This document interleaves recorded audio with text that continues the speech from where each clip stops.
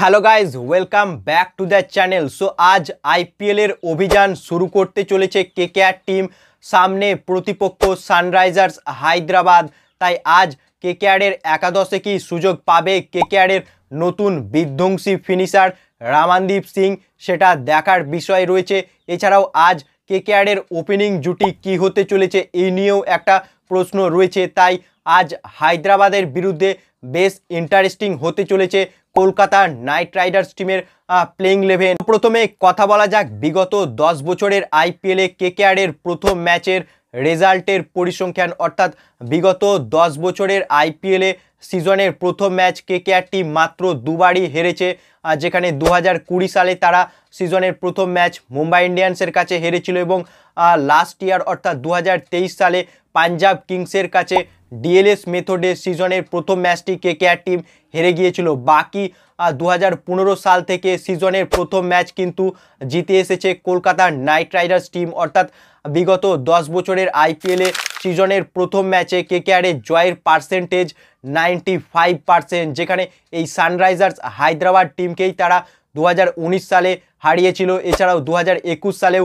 সিজনের প্রথম ম্যাচে হায়দ্রাবাদকে হারিয়েছিল কলকাতা নাইট রাইডার্স টিম, অর্থাৎ বিগত 10 বছরের আইপিএলে কেকেআর এর প্রথম ম্যাচের জয়ের পরিসংখ্যান কিন্তু বেশ ভালো। তাই এদিন হায়দ্রাবাদের বিরুদ্ধে ইডেনে কেকেআর এর জেতার পার্সেন্টেজ অনেকটাই বেশি রয়েছে, কারণ বিগত 10 বছরে সিজনের প্রথম ম্যাচে মাত্র দুবারই হেরেছে কেকেআর টিম, বাকি সববারই জয়লাভ করেছে কলকাতা নাইট রাইডার্স টিম।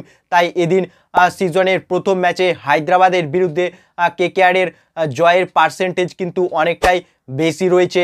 এবার আজকে কেকেআর এর একাদশ কি হতে চলেছে সেই নিয়ে কথা বলা যাক। তো কেকেআর এর প্লেইং 11 অলরেডি শর্ট আউট রয়েছে, অর্থাৎ দু জায়গায় কেকেআরকে কেবল উত্তর খুঁজতে হবে, সেটা হচ্ছে ওপেনিংয়ে তারা কাকে সিলেক্ট করবে, অর্থাৎ গুরবাজকে না ফিল সল্টকে না আঙ্ক্রিস রাঘুবংশী না ভেঙ্কাটেশ আয়ার। তো সেখানে একটা প্রশ্নের উত্তর খুঁজতে হবে কেকেআর টিমকে।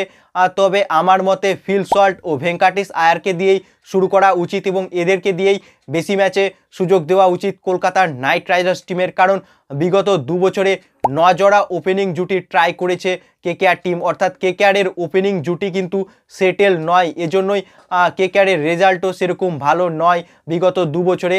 তাই ওপেনিংয়ে কেকেআরকে এবছর সেটেল জুটি বেছে নিতে হবে এবং সম্ভবত ফিল সল্ট ও ভেঙ্কাটেশ আয়ারকেই দিয়ে শুরু করা উচিত। এছাড়াও আরও একটা উত্তর খুঁজতে হবে কেকেআর টিমকে, সেটা হচ্ছে ইন্ডিয়ান ফাস্ট বোলার কে প্লেইং 11-এ খেলবে, হর্ষিত রানা না বৈভব আরোরা না চেতন সাকারিয়া না সাকিব হোসেন, অর্থাৎ অনেকগুলো অপশান রয়েছে। তবে কাকে কেকেআর টিম সিলেক্ট করবে সেটা একটা দেখার বিষয় রয়েছে। তবে আমার মতে বৈভব আরোরাকে প্লেইং 11-এ খেলানো উচিত, কারণ বৈভব আরোরা পাওয়ার প্লের পাশাপাশি ডেথ ওভারেও কিন্তু ভালো বল করতে পারে, তার কাছে ইয়র্কার রয়েছে, বাউন্সারও রয়েছে।